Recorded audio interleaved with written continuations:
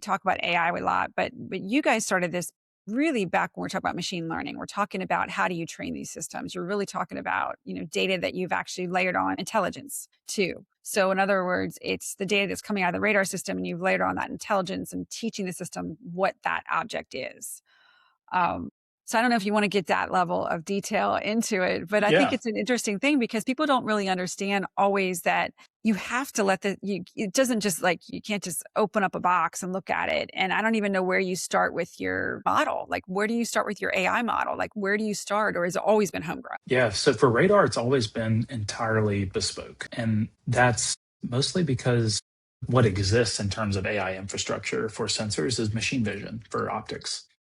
That's how most automotive applications and most aerial drones are doing object detection and classification. They're using cameras. And so that's the lens, so to speak, that you can kind of approach it through. We came into sensors from a different angle. We didn't really have optics experience. Like I mentioned before with racing, we came through it from a IMU and a gyro, accelerometer. Mhm. Like more Okay. of a inertial sensor background where we were used to processing these really noisy sensors and doing things like using Kalman filters and other machine learning kind of, I would say more simplistic machine learning elements to refine the data and to distill the best information from it. And that kind of spawned into a much more sophisticated use of that type of technology as we started to apply it to radar.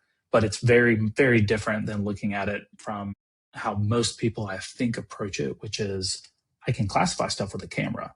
Can I do that with radar? If you think about it from that perspective, it never works because radar data is, there's way less information in it than a camera image. And so we had to look at it from a fundamentally different perspective. And we just did naturally. I think that's what led to our success. But machine learning is a more precise way to talk about what we do. It is a form of AI, but it's not AI in that it doesn't make general decisions, right? It makes very specific decisions. And so we're tasking our machine learning models with here's an image from a radar frame. Is that a boat, a buoy, wake, or land? What do you think based on the information you've been given?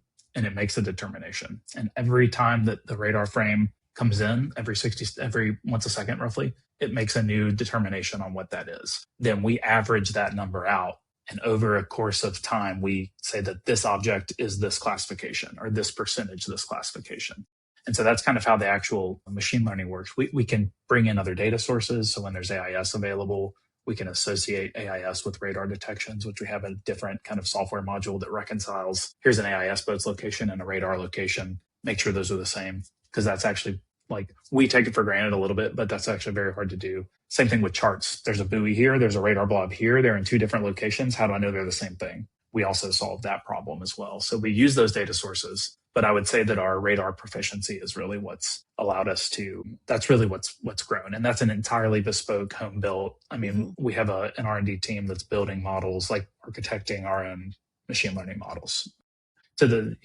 Yeah. Yes. So you're not outsourcing it to a foreign country and having them click, click, click. No, we do our own data labeling. So and what's interesting is our background as a recreational boating company that allowed us to sell hardware devices to early adopters, like yourself when you first interacted with our solution. Right. Folks that did have compatible equipment, they were able to buy a system and we asked for their permission to have their trip data. Mm-hmm. And we don't really care about where they went or what they were doing. We just care about how many boats were in a radar sweep, right? Or what types of interesting geographic locations were they in where the radar data looks different. And we absorbed all that data and we built a pipeline for training that data. And what that looks like for someone who's not as like software or AI familiar, maybe as we are, is like we harvest a bunch of training data and then we have a human look at those radar frames. And every frame, a human is tagging a return as an object classification, saying, hey, this is that object. And when you're a human and you have the ability to like replay the radar frame over time, it's very easy to tell when you look at it it's not easy to tell initially, right? It's very difficult. But once you look at it for thousands of hours, typically, you can very easily tell what is a boat and what isn't in a radar frame, especially when the data comes with other sources of information. Like, hey, we had an observer on the boat. Here's what they reported that they saw. Or here's a camera stream that gives you another information. Or here's all the AIS for that area on this, for this timestamp. And so we actually have a human that we employ that works either in our office here in Alabama or in Pensacola, Florida. and they physically label the data with a custom tool that we built specifically for labeling radar data. So it's a very intensive process.